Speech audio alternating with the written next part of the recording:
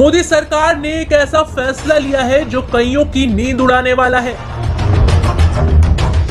केंद्र सरकार कांग्रेस की पिछली सरकारों की एक बड़ी गलती सुधारने जा रही है। दरअसल जिस सच्चे इतिहास को हमेशा से छिपाया गया वो अब सबके सामने आएगा। इसके लिए सरकार इतिहास की किताबों में बड़ा बदलाव करने जा रही है। अब बच्चों को वो इतिहास पढ़ाया जाएगा जिसे अब तक फर्जी बुद्धिजीवी छिपाते आए थे। इतिहास में जिन महानायकों को जानबूझकर छिपाया गया था उन्हें अब सिलेबस में शामिल करके बच्चों को पढ़ाया जाएगा। आपको बता दें कि एनसीईआरटी की इतिहास वाली किताबों में मुगलों को महान बताने और भारत के ऐतिहासिक तथ्यों को गलत तरीके से दिखाने का विवाद रहा है।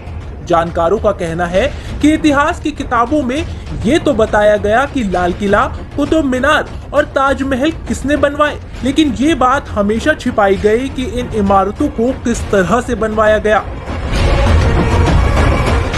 उदाहरण के तौर पर देखें तो कुतुब मीनार बनवाने के लिए कुतुबुद्दीन ऐबक ने महरौली में 41 हिंदू जैन मंदिरों को तोड़ा था और फिर उन्हीं मंदिरों के मलबे पर मीनार का निर्माण करवाया। तो वहीं ताजमहल को बनाते वक्त अनगिनत मजदूरों की हत्या की गई।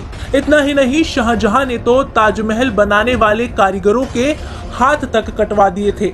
विशेषज्ञ कहते हैं कि इतिहास की किताबों में मुगलों की बहादुरी तो बहुत लिखी गई, लेकिन कभी ये नहीं बताया गया कि सोमनाथ, मथुरा, अयोध्या और काशी के मंदिरों को किसने और क्यों तोड़ा।